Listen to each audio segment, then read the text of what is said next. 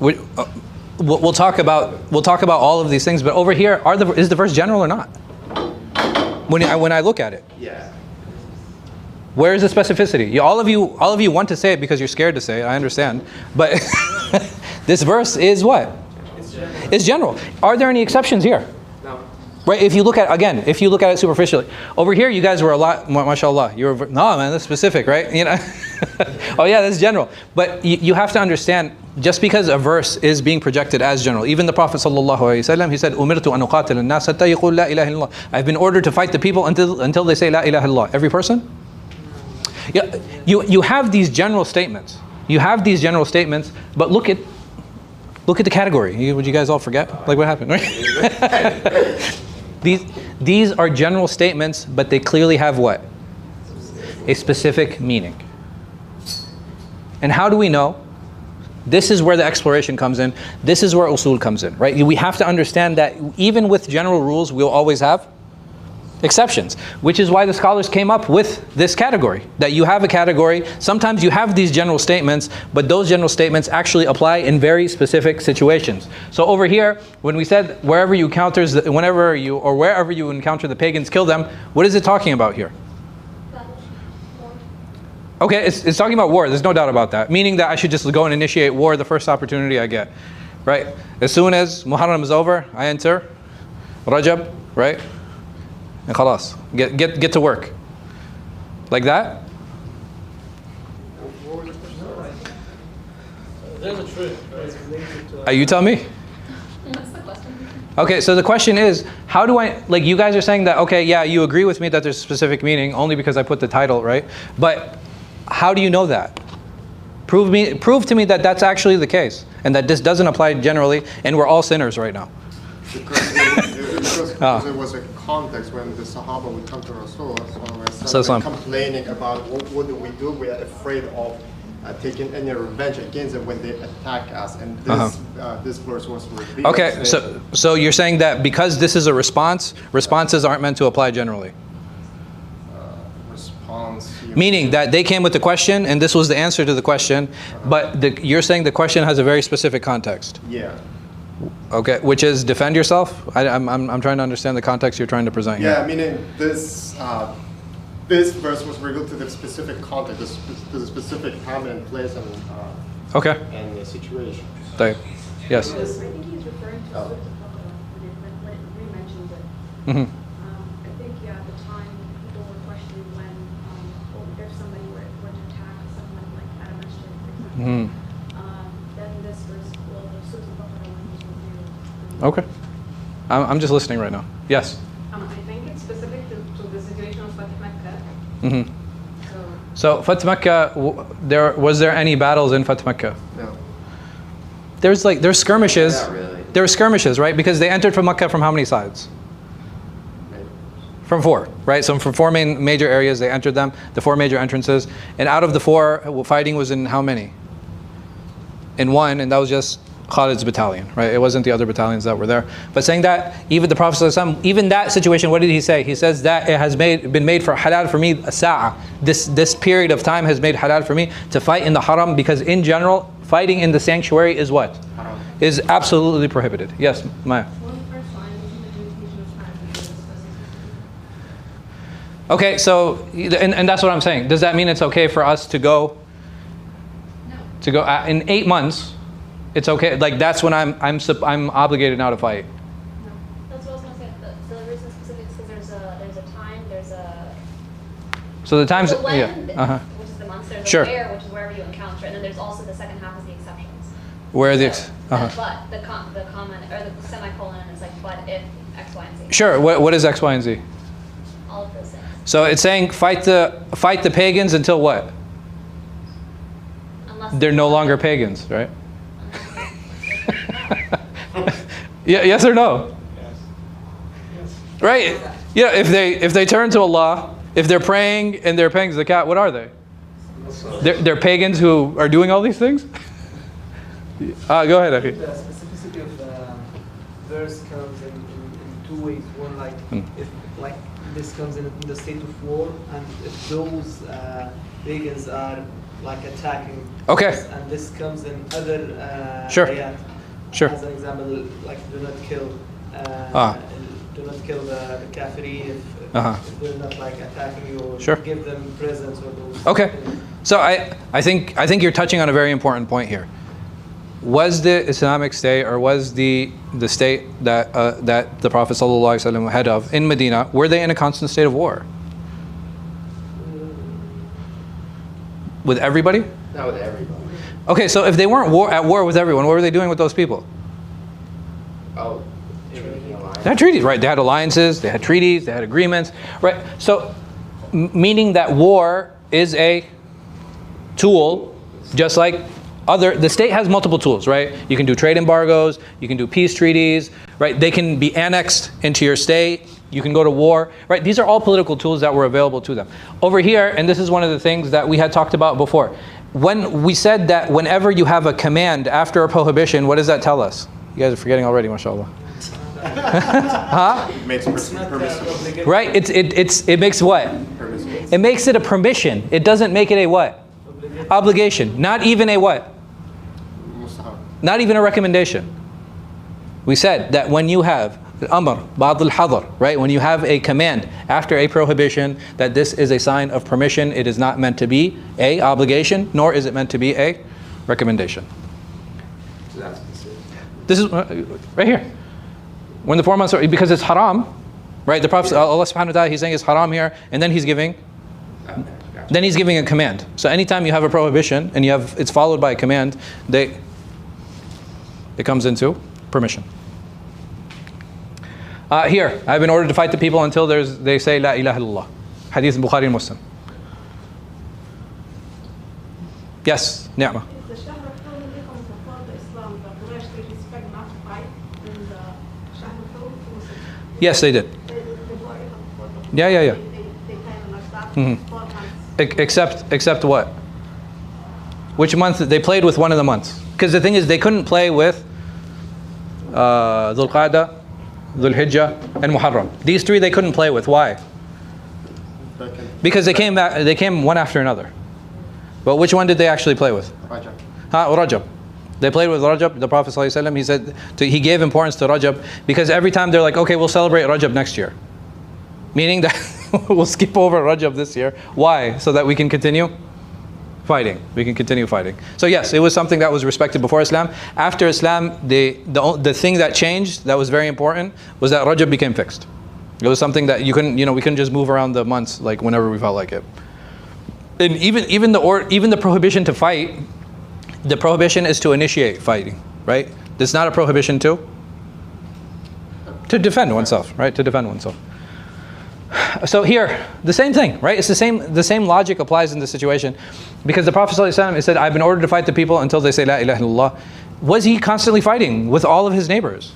No, right? There were some people he had agreements with, some people he had treaties with, some people they wanted to be annexed into the Muslim state. There's a number of political tools that were available, and he himself ﷺ did not utilize war exclusively as a model. There is no prayer after Asr until the sun sets.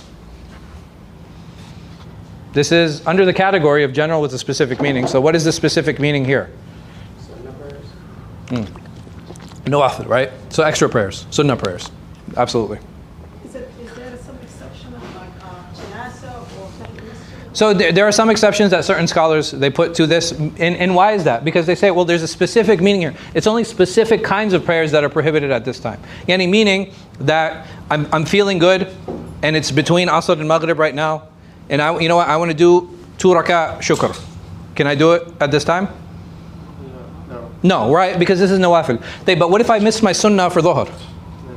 Right, I can. And again, there is a difference of opinion among scholars on how this is to be applied. But in general, there is a specific meaning here. The problem comes in with what does the specific thing mean? Because he, sallallahu alaihi wasallam, he didn't mention it.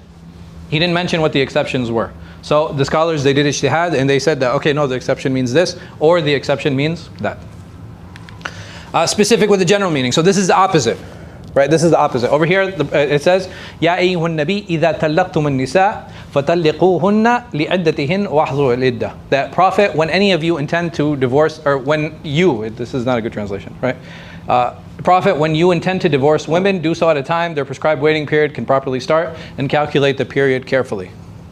So this is talking to who? This is clearly talking to the Prophet Muhammad sallallahu alaihi wasallam. But who does this apply to? It applies to all Muslims, right? This is not something that is specific to the Prophet sallallahu alaihi wasallam. It's actually meant to apply to everyone. Over here, Ya Nisa Nabi, lastu kan nisa ahadikum. So wives of the prophets, you are not like any other women. If you are truly mindful of God, if you have taqwa, do not speak too softly in case the sick at heart should lust after you, but speak in an appropriate manner. Stay at home and do not flaunt your finery as they used to in the pagan past. So over here, who is being addressed? Wives of the Prophet sallallahu alaihi wasallam. So over here, but does this apply only to them? No, it doesn't. Right? So I don't know why you guys are here. You should be at home. So anyway,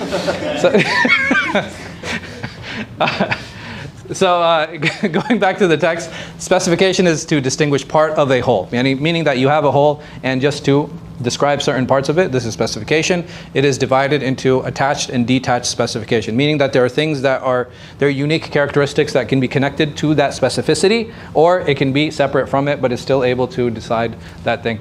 There are three different ways to do that. So this is more of the text, and it's just different ways to explain istithna, to explain exceptions. Here it says wal asr innal insana lafi khusr. So over here, wal asr by the time or by the midday, all of mankind is in loss. This is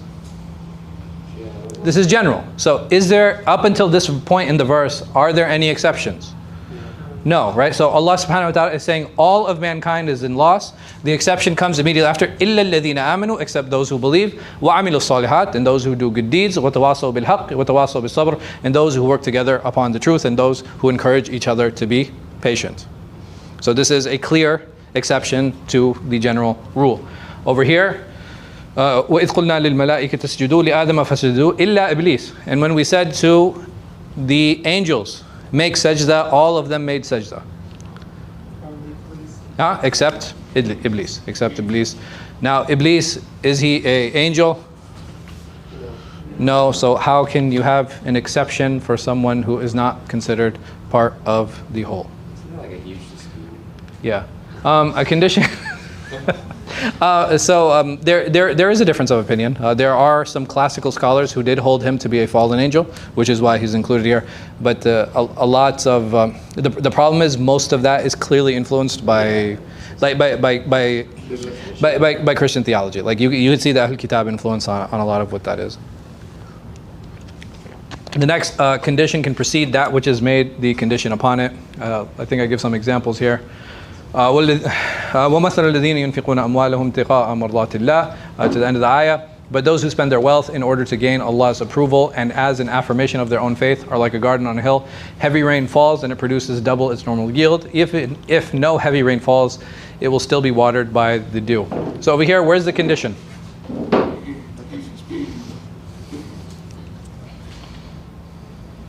Oh, there isn't one.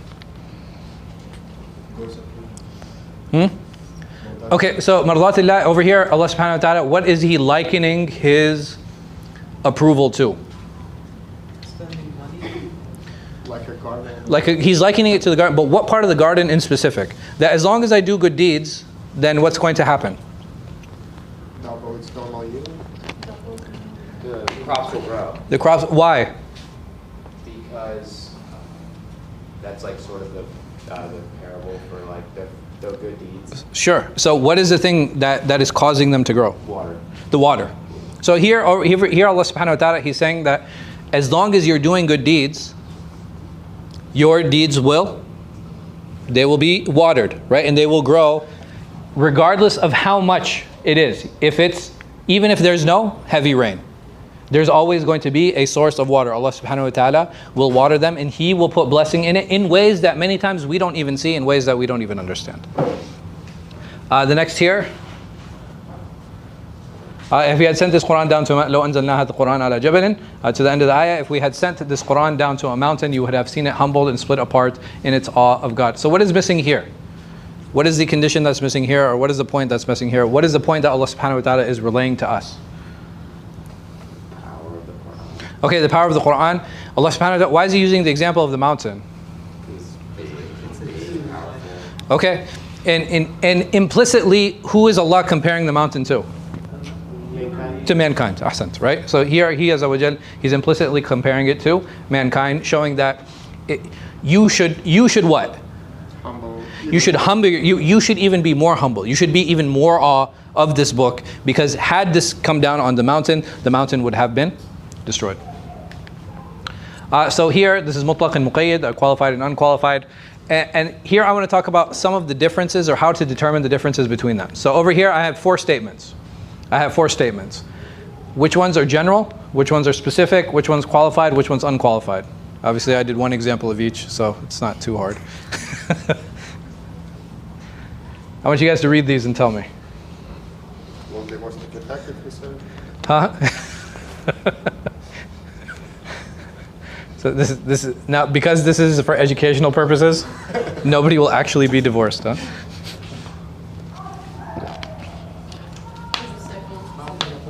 Okay, good. So you're saying this one is specific? Tayyib, this one? General. This is general. All right. Over here? Specific. Oh wait, the third one? The third one is like one of Qualified. Okay, this is qualified. And this is? Unqualified. You guys are right. So what I want you guys to do is, I want you to tell me why it is that you chose what they did, and what is the difference between general and qualified? Do you mind repeating qualified and unqualified? Sure. Unqualified, qualified. No. To be inside of them. Oh yeah. No, so I want Was to. that last I haven't. I actually didn't talk about it. I want, so just based on these, I want you guys to tell me when something is qualified, when something is general, when something is not. So I didn't explain it, so don't don't feel you missed anything. So when you say my middle wife, you're literally giving criteria. Okay, so criteria. Sure. This criteria to what though? Looking at all of these, what am I giving criteria to? Middle, meaning not, Huh? middle wife. The subject of the order. What is the subject here? Wives. Okay, good. You got. That's exactly what it is. So over here, this is unqualified because you specified a group of people, but you haven't specified which one exactly. And the same, now you've specified which one amongst the group of people. This is why it's something that is qualified versus something that is general and versus something that is specific. I'll give some more examples. So general can apply to anyone. Qualified can apply to an individual in a set. Does that make sense? So if I said, yeah, Subset. like a subset. So for example, if I said people versus taxi drivers. People is? It's general. Taxi drivers? This is qualified. Huh? This would be a qualified, or this would be a set of people amongst that larger group. Qualified general. Like this. Qualified, it's a type of general. Like there's generally overlap, right? There's definitely overlap between them, but think of qualified as like a set, right? Think of qualified as a set amongst the larger group. So the qualified and unqualified, these are the different categories of it. I'm going to give examples because the examples will make it much clearer. So basically, the only differences that I want you guys to kind of focus on here is the reasoning and the ruling, okay? And if you understand that there's a reasoning and a ruling, there can only be 4 possibilities. They can either be singular, they can be different. One can be singular, the other one can be different, the other one can be different, the other one can be singular. And I'll give you some examples of this to help clarify what it is that this means. Yes? What is illa is reasoning? Yes. So this is the Subup Hokum. Subup Hokum. Okay, so reasoning is sabab. Yes, so this is the Subup and this is the Hukum. So over here, it says, قُلْ لَا أَجِدُ فِي مَا أُوحِيَ إِلَيْهِ مُحَرَّمٌ عَلَىٰ طَعَامٍ. Oh, I'm sorry. حُرِّمَتْ عَلَيْكُمُ الْمَيْتَةُ وَالدَّمُ وَلَحْمُ الْخِنْزِيرِ. Right? So you are forbidden to eat carrion. Carrion is a dead body, right? Something that either died of natural causes or that was not slaughtered. Blood, pig's meat, any animal over which any name other than Allah's has been invoked. And the second verse, it says that, say, in all that has been revealed to me, I found nothing forbidden for people to eat except for carrion, flowing blood, pig's meat. So what is the shared characteristic between these two? What are the two things that you guys see? So there's a reasoning and there's a ruling. Eating, like food? So I'll point it out more specifically, inshallah.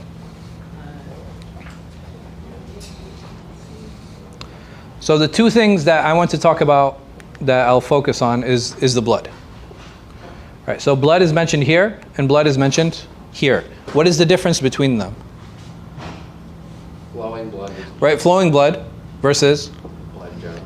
Right, just blood in general. So over here, when I talk about flowing blood and versus when I talk about blood in general, how does this help me understand on how to deal with meat? I asked this question and you said flowing blood means from your vessels, from animals' vessels. Sure. That is blood. But if blood is just among muscles in tissue, that is halal to eat. Okay. That is not considered as haram. Okay, good. Blood. Anyone else? So the flowing blood is the blood that is spilled at the time of slaughter. Does that remove 100% of the blood? No. No, it doesn't. Whatever remains after the blood is spilled, that blood is halal to consume. Why? Otherwise, like blood's like everywhere. Well, it's not just difficult. So the thing is, how do the Jews do it? Because for the Jews, all blood is impermissible. So what do? They dry the... And they salt the meat. They salt the meat. They actually have to make it sit in salt to actually drain the entirety of the blood from the animal. So over here, it is possible, right? You know what I mean? It's not something that's impossible. Is it annoying? Yeah, for sure. You know what I mean? But it is something that is definitely possible. Saying that, how is it that a person, how come a person can't come to you and respond and be like, no, Allah made them haram. Allah made blood haram, khalas. How come that is it's not good enough? There's another verse. Because there's another verse. So when we have two verses like this, we can use one verse to what? Not naskh, to qualify the other one. Right? To qualify the other one. Right? So now you have two similar verses that are talking about two similar things, right? Both of them are talking about blood. And we know that blood is haram, right? It's shared in both of these verses, and one is qualifying the other one. Over here, we have two verses. يُوصِيكُمُ اللَّهُ فِي أَوْلَادِكُمْ over here, and then فَإِنْ لَمْ يَكُنْ لَهُ وَلَدٍ. And this is the same verse. That concerning your children, Allah commands you that a son should have equivalent shares of two daughters. Meaning that if I have a son and two daughters, how are the shares to be split? 50% to your 50? 50 to your daughters. All right, 50, 25, 25. Yes? But over here, it says, if he leaves no children and his parents are his sole heirs, his mother has a third. 1/3 is more or less than 25%. It is more. It is more. So over here, Allah subhanahu wa ta'ala is giving us a qualification that there are specific situations where this does not apply. Differing reasons and rulings. So over here, يا أيها الذين آمنوا إذا قمتم إلى الصلاة فاغسلوا وجوهكم وأيديكم إلى المرافق. And then here, وَسَارِقُ وَسَارِقَةُ فَاقْطَعُوا أَيْدِيَهُمَا. That you who believe, when you are about to pray, wash your faces and your hands up to your elbows, and cut off the hands of the thieves. So there are differing reasons here, but the ruling and rulings, right? So the reasoning is different and the ruling is different. What is the reasoning in the first verse? Wudu. Wudu. But what is the thing that both verses share? What are they talking about? They're talking about the hands. But when it comes to wudu, the hand, where does the hand go to? Where does it extend to? Elbow. It extends to the elbow. But when it comes to the thief, how far does it go? To the shoulder. No. It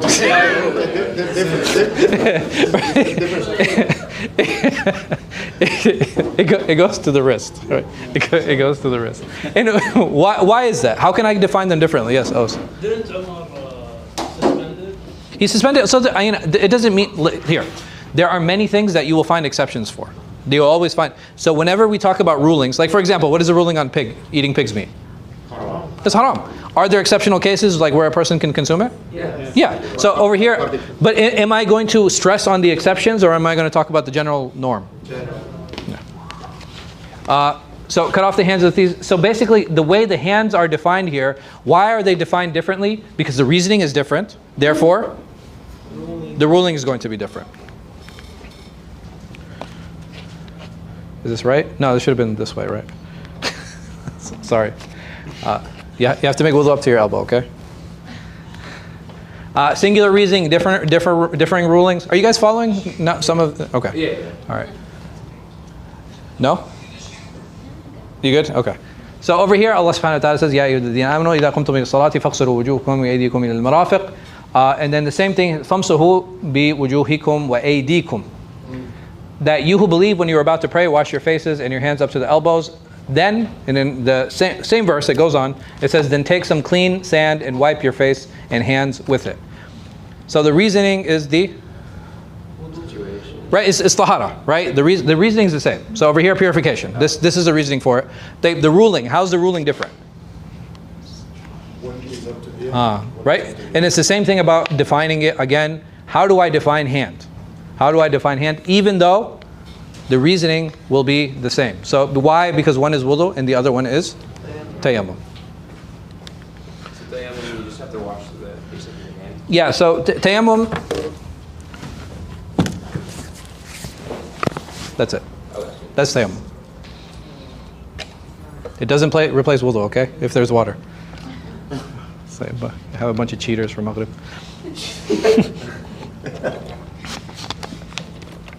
So over here, you have differing reasons and singular ruling. This one, there's the most khilaf over. Yes, Fazia. Alaikum salam wa rahmatullahi wa barakatuh.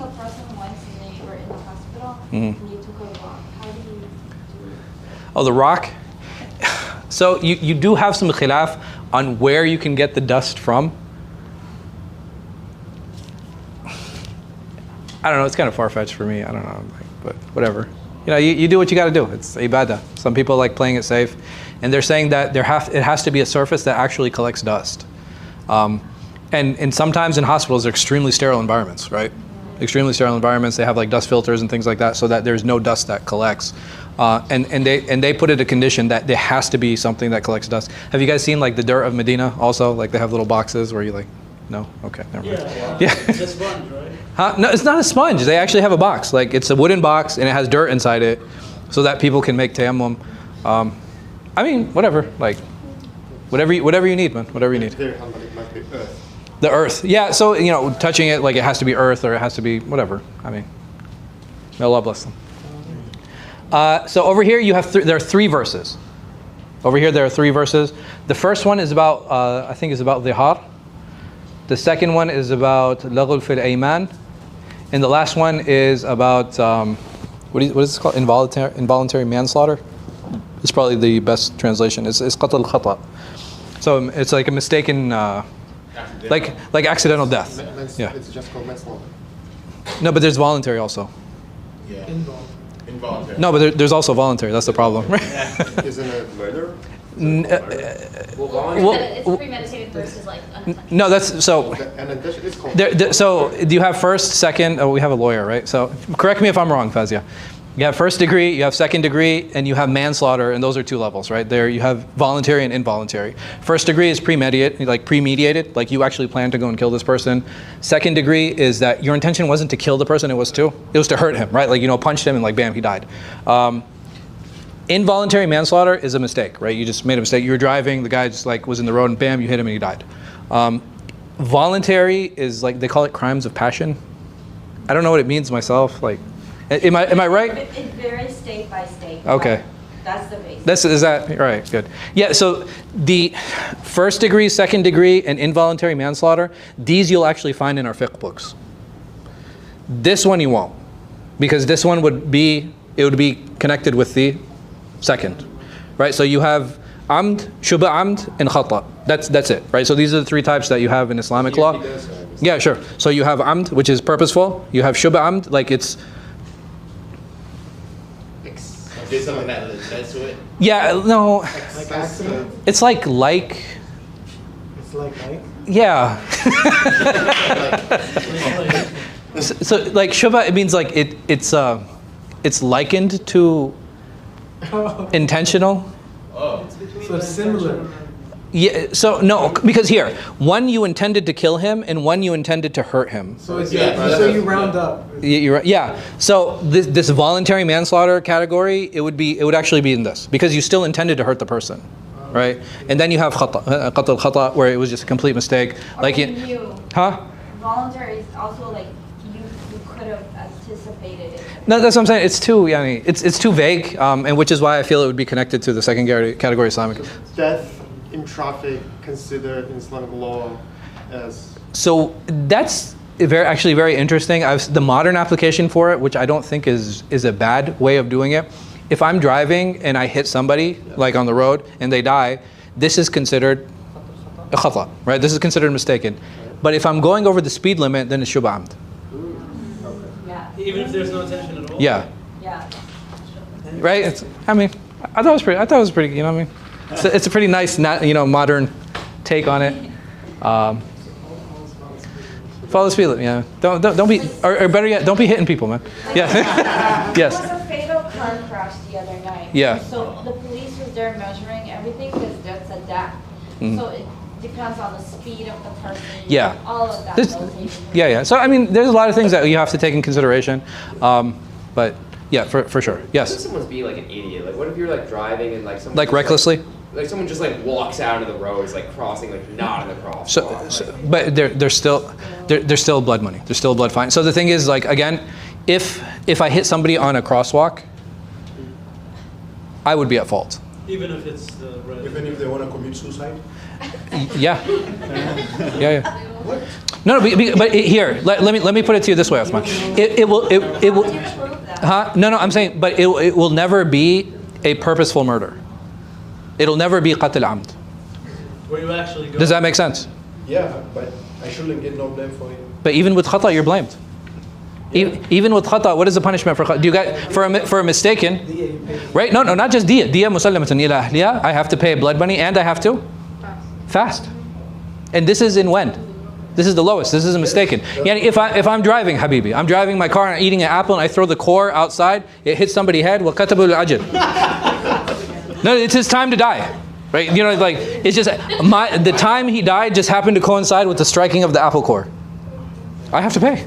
So it's my fault. All I had to do was like wait a few seconds and throw it. You know what I mean? No, I get it. Yeah. But look, you're going at the regular speed. Mm-hmm. This individual has written a letter. Yeah. Bye not. Yeah. Yeah. You still get the blame. You pay. Oh, in that situation, Wallahu alam. So that's a very unique situation. The only thing I can see an exception for is what you're talking about is somebody throws himself in front of a train. Why? The train does not like train can't stop, right? You know what I mean? Like it takes like a mile for the train to stop. Yeah. But yeah, like, no. That's what I was trying to you got to be more, vigilant. But in the scenario, Yeah. man said the person actually wrote a letter. No, he wrote a letter and like he was waiting for you to come and hit him. He's like, when Uthman drives by, it's like I've been following his routine. No, but it's still khata because you took a life. You took a life. There has to be accountability. So even if a person had full due intention to kill themselves, because he's involving someone else, it's a problem. It's an issue. There's too many variables, right? There's a lot of variables. Like you could swerve, you can move out of the way. Like you could paralyze him from like the neck down, and like he could survive. In those situations, there are more things that are taken into account because even the diya, when there's blood money, who has to pay the blood money? The family, the aqila. Right, the aqla pays, the family pays, not the individual, which brings up an interesting conversation about like is insurance okay and stuff, but that's for another time. Khalas, we'll stop here, inshallah. But over here, the things I wanted you guys to focus on is here. If I do dhihar is basically saying I promise I will never be intimate with my wife again, and I'm not going to divorce her. Oh, that's what dhihar is. No, I'm saying, but why does a person do that? They just want to keep just spite, right? It's a way to spite and it's a way to punish. So the punishment actually falls back on him, right? He has to pay. Over here, this is for oaths, right? So if I make a false oath, at that point I have to free a slave, okay? And the last one, if you kill somebody by mistake, you also have to. But over here, what does it say? One Muslim slave. So now that I have these three statements, one is qualified, two are unqualified. In these situations, do I free a Muslim or a non-Muslim slave? I don't think does it not matter. Muslim. Meaning that just like you guys, because you guys didn't say anything. So you have to free a slave. This is the thing that's shared, right? So they have different reasons, but they have a singular ruling. So you guys were okay with it when it came to, what was I talking about? Blood, flowing blood. Ah, the blood, yeah. So you guys were like, no, it's cool over here. Over here, it's talking about flowing blood. It's okay for me to apply flowing blood into that situation. Yes? What does it mean to free a slave in modern day? There's no way to do it. Unless you go to like some country where they actually have slaves. No, but there's no modern application. So the thing is, I understand what some people try to imply from this. Like, so people in jail, they try to use that example. Women who are in sex, sex trades, right? Like they're stuck in it. So like, does that actually apply? No, because the person isn't actually owned. You know what I mean? Like, so there's a difference between that and what's going on. Is the person being oppressed? Is the person being taken advantage of? Yeah, absolutely. But you can't put that. You can't, just because of the oppression, you can't just dump them into the same category. Yes. The ruling does not apply in our age. No, there's no way to do it. I mean, and if there is, we can talk about it after class. So. No, I'm just kidding. But there's no modern application. There's no modern application. There's no modern application to this at all. Yeah, I don't know of any place where like slavery as a trade is still practiced. Again, are there manifestations of oppression that parallel slavery? Yes, there are. But they're not slave. You can't call them slavery, right? You can't call them slavery. Yeah. Huh? Huh? Like, can scholars, as an example, give another way instead of freeing a slave? As an example, say you have substitution and substitution. Yeah. No, all of these have substitutions. Every single one. Every single one. Right? Like some of them have fasting, some of them feeding miskin. Like there are different penalties that you can pay. There are different penalties you can pay. But I mean, going to this, should be Muslim or not? And there is a difference of opinion. There honestly is a difference of opinion on this. So the Hanafis and Malikis, they say no. For those first two situations, they say it can be any slave. The Hanbalis and the Shafis, they say no. You actually have to, you have to take the mutlaq al muqayyid. You have to. Like you have to in that situation. Therefore, it would be yes. There's another case study, which we'll do that next time. We'll do that one next time. Because that one's good. That one's good, and I like that. And I want to spend a little bit of time on it. But I will, inshallah, we'll continue this next week. Bi'idhnillah. Wallahu a'lam wa sallallahu ala khayri khalqi nabiyina Muhammad wa ala alihi wa sallam. Do we have any questions before we end? Related or unrelated? Yeah. It's about the imitation thing. Sure. Like whoever imitates people, I'm like, what is that? Like, because I've seen that like broadly applied to like sure. pretty much anything. So the thing is, one of the scholars who kind of broadened the category was Ibn Taymiyyah. Before him, everybody said like tashbih had to do with religious customs only. Okay, that's it. Right? But he broadened it to customs in general. And you have to understand, Ibn Taymiyyah, who was the biggest threat at his time? You guys know? Wasn't it? It was the Mongols. Like the Mongols were pillaging, destroying. You know what I mean? They were like coming in. They were drunkards. Like they were. How do you think his attitude toward non-Muslims was? Pretty bad. No, pretty bad. Like he had a really negative worldview of like non-Muslims. So he was like, yeah, even imitating them and their customs, there's a spiritual punishment for it. Okay. But can I, as a non-Irish man, or can I wear a kilt? Is that something that there's a spiritual accountability for? No, I think it's far-fetched. Yes. Also the case after colonization of certain countries. Yeah. So I mean, yeah. They hate this. And it's only like it's an extension on the Taymiyyah thought. So you do have like different institutions who are just like super anti-colonial, and they're like, pants are haram and ties are haram. You know what I mean? It's like, all right, bro. Like, all right, bro. It's okay. Yes. Like I had a client the other day, an immigration client, and I said, "What's the proof that you guys are married? I need some photographs, blah blah blah." And they said, "We don't believe in photographs." But they exist. How can you not believe in them? Well, they don't have to believe. They just show it. No, is there a thing where? Yeah. So what people do is they'll take analogy based on the hadith of the Prophet ﷺ, saying that he didn't allow images, right? So he didn't allow pictures. Now, does that fall under the umbrella category of photographs or not? That's another discussion. So some people feel it does. I think it's very far-fetched. Yeah. I mean, may Allah make it easy. Class, I'll see you guys for the tazkiyah class. Inshallah, we'll start in about 10 minutes or so. Wallahu a'lam, sallallahu ala khayri khalqi nabiyina Muhammad wa ala alihi wa sallam. Subhanaka wa bihamdika, ashhadu an la ilaha illa anta, astaghfiruka wa atubu ilayk. The imitation thing is like used up for like so much stuff. Yeah, man.